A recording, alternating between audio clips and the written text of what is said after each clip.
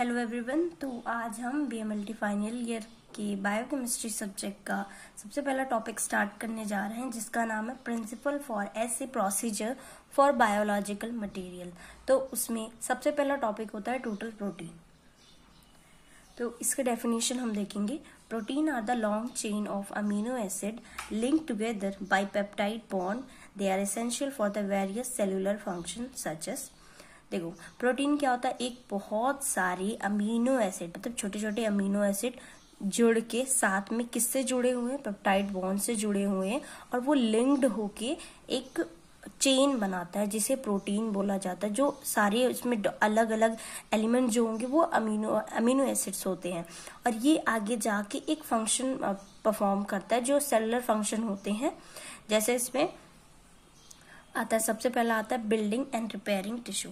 Building मतलब बनाना, नए नए सेल्स बनाना, नए टिश्यू बनाना। रिपेयरिंग टिश्यू मतलब इंजर्ड टिश्यू, या फिर कोई अच्छे से फंक्शन नहीं कर रहा है, कुछ भी दिक्कत है उस टिश्यू में, उसको रिपेयर करना, नए सेल्स बनाना। And producing enzyme, hormones and other biomolecule. बहुत सारे एंजाइम प्रोड्यूस करना, हार्मोन्स प्रोड्यूस करना, और अदर बायोमोलिक्यूल्स भी प्रोड्यूस करते हैं। और regulating metabolism and energy production, ये हमारी बॉडी में जो मेटाबॉलिज्म होता है, कैटाबॉलिज्म, एनाबॉलिज्म, ये प्रोसेस में भी हेल्प करते हैं और ये एनर्जी प्रोडक्शन में भी हेल्प करते हैं। Maintaining fluid balance and pH level, हमारी बॉडी में फ्लूइड बैलेंस मेंटेन करने का काम, एसिड बेस बैलेंस जो होते हैं उसका काम भी अपने प्रोटीन का ही होता है, और पीएच लेवल भी बैलेंस करते हैं। ठीक है। सपोर्टिंग इम्यून फंक्शन, हमारे इम्यून फंक्शंस जो होते हैं अगेंस्ट दी बैक्टीरियाज, जो आपकी इम्यूनिटी बनती है उसमें भी ये सपोर्ट करते हैं। अभी हम टोटल सीरम प्रोटीन कैसे डिटरमाइन करते हैं, अब हम ये पढ़ेंगे। इसका सबसे पहले क्लिनिकल सिग्निफिकेंस देखते हैं। An increase in total protein में अकर इन डिहाइड्रेशन, अगर आपकी बॉडी में टोटल प्रोटीन बढ़ गया है तो आपको डिहाइड्रेशन होगा, पानी की कमी होगी। Both albumin and globulin are increase due to haemoglobin concentration, और हीमोग्लोबिन के कंसेंट्रेशन के कारण आपका एल्बुमिन और ग्लोबुलिन दोनों इंक्रीज हो जाता है। ठीक है। और इसमें ये अलग अलग क्लिनिकल सिग्निफिकेंस, अगर आपका टोटल प्रोटीन बढ़ रहा है, टोटल प्रोटीन में आप देखोगे कि एल्बुमिन, ग्लोबुलिन दोनों चीजें आती हैं। तो अगर एल्बुमिन बढ़ रहा है तो क्या इम्पैक्ट पड़ रहा है, अगर ग्लोबुलिन बढ़ रहा है तो क्या इम्पैक्ट पड़ रहा है, और अगर दोनों साइमल्टेनियसली बढ़ रहे हैं तो क्या इम्पैक्ट पड़ रहा है। ठीक है। Both a decrease in total protein is always due to low albumin level. जब हमारे एल्बुमिन का लेवल डिक्रीज हो जाता है, इससे हम ये बता सकते हैं कि अपना टोटल प्रोटीन भी डिक्रीज हो गया। ठीक है। Low serum albumin may be due to, अब हम देखते हैं कि आपके सीरम में एल्बुमिन अगर लो है, ठीक है, वो क्यों हुआ है? एक तो heavy loss of albumin urine, आपके यूरिन से बहुत ज्यादा हैवी लॉस एल्बुमिन का हुआ है, एज इन नेफ्राइटिस की कंडीशन में। Malabsorption of amino acid for the alimentary tract, इसमें अब्जॉर्प्शन नहीं हुआ है अमीनो एसिड का आपके एलिमेंट्री ट्रैक में। आपको पता है इंटेस्टाइन से सारे एलिमेंट्स एब्जॉर्ब होते हैं, अगर वहां पे एब्जॉर्प्शन अच्छे से नहीं हो रहा है, ये भी एक रीजन है एल्बुमिन के लो होने में आपके सीरम में। और दूसरा रीजन है decrease formation in the liver as in, और हमारे जो, क्योंकि ये लीवर में बनता है as in cirrhosis of liver, यहाँ पे ये एलिमेंट की कमी हो जाने के कारण उसे सिरोसिस बोलते हैं। लीवर में ये बहुत कम बन रहा है, डिक्रीज हो रहा है। ठीक है। कैटाबॉलिज्म, प्रोटीन का कैटाबॉलिज्म मतलब कैटाबॉलिज्म इन द सेंस आप बोल सकते हो कि टूटना, प्रोटीन बहुत ज्यादा टूट रहा है, ये भी एक रीजन। एज इन फीवर, आपके फीवर जब आपको होता है तो उस कंडीशन में आपके कैटाबॉलिज्म होता है जिसमें आपका प्रोटीन बहुत ज्यादा टूटता है। ठीक है। Insufficient intake of protein in the food, अगर आप इनसफिशियंट, बहुत ज्यादा एक्सेसिव प्रोटीन इनटेक कर रहे हो फूड, वो भी एक माल न्यूट्रिशन का कंडीशन आता है जिसमें आपको एल्बुमिन लेवल आपका लो हो जाता है। A reduction in total protein is one of the cause of edema. It may take place. अगर आपके टोटल प्रोटीन रिड्यूस हो रहा है, ये एक बहुत बड़ा कॉज है, ये एडिमा कॉज करता है। Oedema in the sense inflammation या स्वेलिंग आपके बॉडी में शो होगा इस कंडीशन में टोटल प्रोटीन के कारण।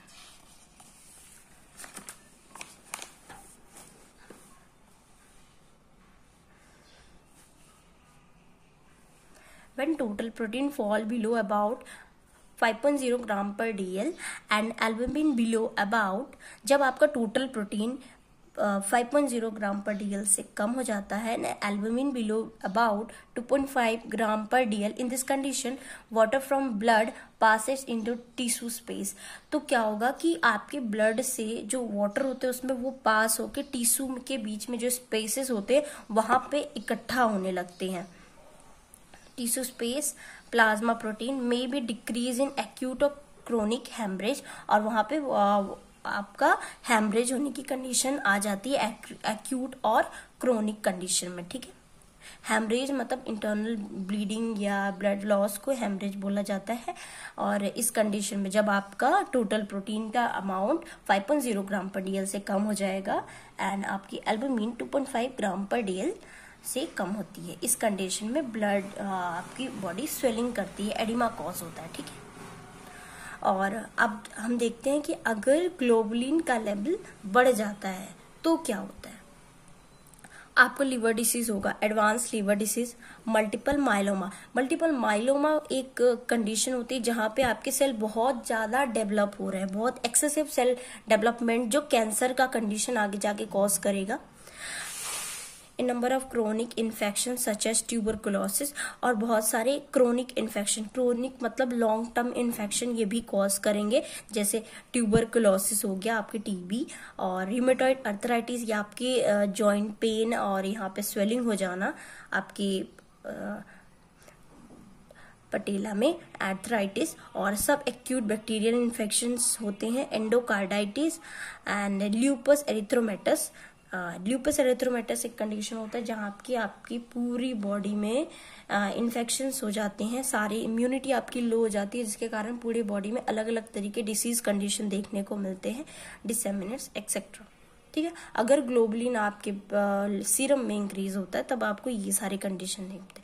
अब हम देखते हैं कि टोटल प्रोटीन का नॉर्मल रेंज क्या होता है, जो सीरम प्रोटीन 6 to 8 ग्राम पर DL होता है, ठीक है। इसको एक टेस्ट के मेथड से हम देखते हैं कैसे फाइंड आउट करते हैं सीरम प्रोटीन की किसी के ब्लड में 6.6 to 8 ग्राम पर DL सीरम है या नहीं है, ठीक है। इसके लिए एक मेथड होता है बायोरेट मेथड, ठीक है। इसका प्रोसीजर क्या होता है, जब प्रोटीन रिएक्ट करेगा क्यूप्रिक आयन से इन एल्कलाइन मीडियम में, क्यूप्रिक आयन से किसी भी मीडियम में अगर प्रोटीन जब रिएक्ट करता है क्यूप्रिक आयन एल्कलाइन मीडियम में टू फॉर्म, तो वो क्या करेगा, वॉयलेट कलर का कॉम्प्लेक्स शो करेगा, ठीक है। और जो कलर शो कर रहा है तो उस कलर की जो इंटेंसिटी होगी वो प्रोटीन के कंटेंट की डायरेक्टली प्रोपोर्शनल होगी, ठीक है। जितनी इंटेंसिटी कलर की होगी उतना ही कलर उसमें शो होगा, और कौन सा कलर शो होगा ये भी पता चलता है, ठीक है।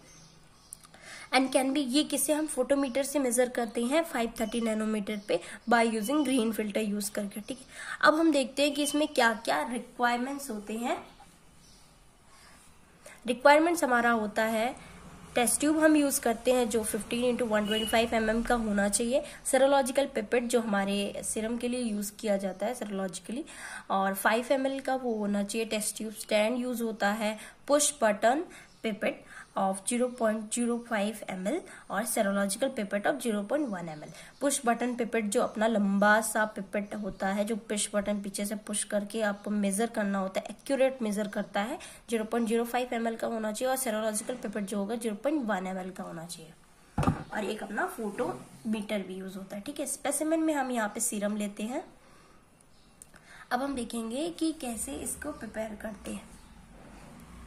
रिएजेंट हम जो यहाँ पे यूज करेंगे उसको कैसे प्रिपेयर करते हैं, ठीक है। सबसे पहला आता है स्टॉक ब्यूरेट रिएजेंट, बायरेट ये रिएजेंट, ठीक है। सबसे पहला स्टॉक बायरेट रिएजेंट, दूसरा अपना होता है वर्किंग प्रोटीन रिएजेंट, और तीसरा अपना होता है प्रोटीन स्टैंडर्ड। 3 यहाँ पे रिएजेंट यूज किए जाते हैं। अब हम देखते हैं कि स्टॉक बायरेट रिएजेंट कैसे बनता है, जिसमें हम क्या करते हैं कि 45 ग्राम ऑफ रॉकेल salt in about 400 ml of 0.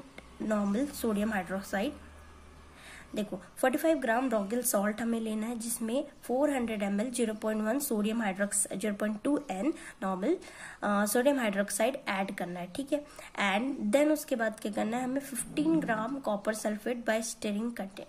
हाँ, फिर उसमें क्या ऐड करना है, हमें कॉपर सल्फेट ऐड करना है, फिर कंटिन्यूसली उसको ऐसे से हिलाना है, ठीक है, stirring continuously until the solution is complete, जब तक वो सॉल्यूशन बन नहीं जाता, सारी चीज़ें अच्छे से मिक्स नहीं हो जाती। फिर उसमें हमें 5 gram potassium iodide make up litre with 0.2 normal sodium hydroxide to the litre, 1 litre something उसमें पोटेशियम मिलाने के बाद उसे समथिंग 1 लीटर तक बनाना है with 0.2 normal sodium hydroxide add करके, ठीक है। फिर ये अपना सबसे पहला स्टॉक बायरेट रिएजेंट बन गया। उसके बाद सेकंड अपना होता है वर्किंग प्रोटीन रिएजेंट।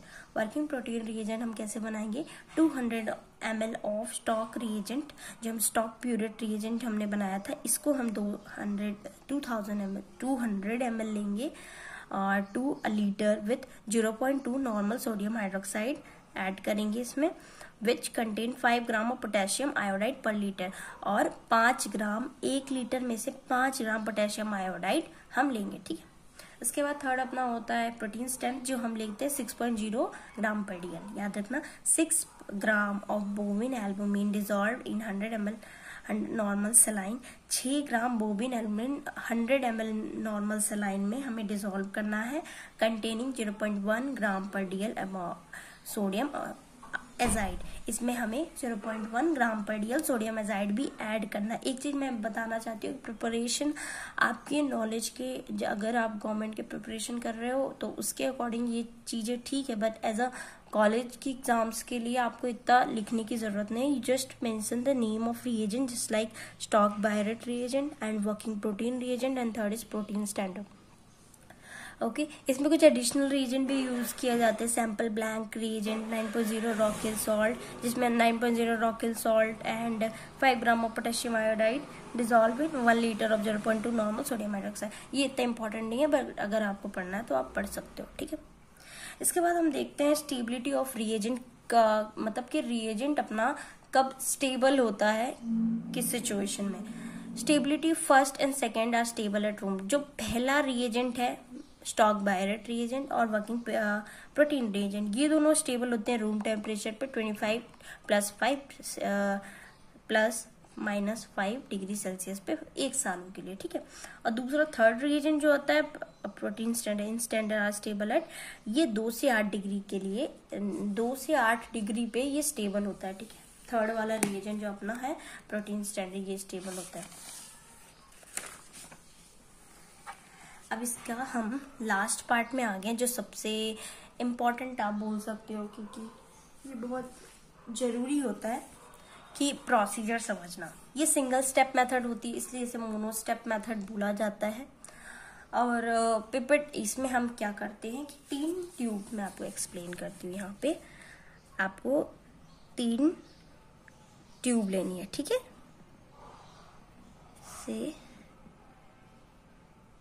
ऐसे, ठीक है। ये आपकी टेस्ट ट्यूब हो गई, 3 टेस्ट ट्यूब, मैं समझाने के लिए बना रही हूँ जस्ट। अब क्या करना है हमें कि इस सबका नेम रखना है, ठीक है। इसका नाम है टेस्ट, इसका नाम है ब्लैंक, नहीं सॉरी ये थोड़ा, हाँ ठीक है ब्लैंक, और इसका नाम है स्टैंडर्ड, ठीक है, स्टैंडर्ड।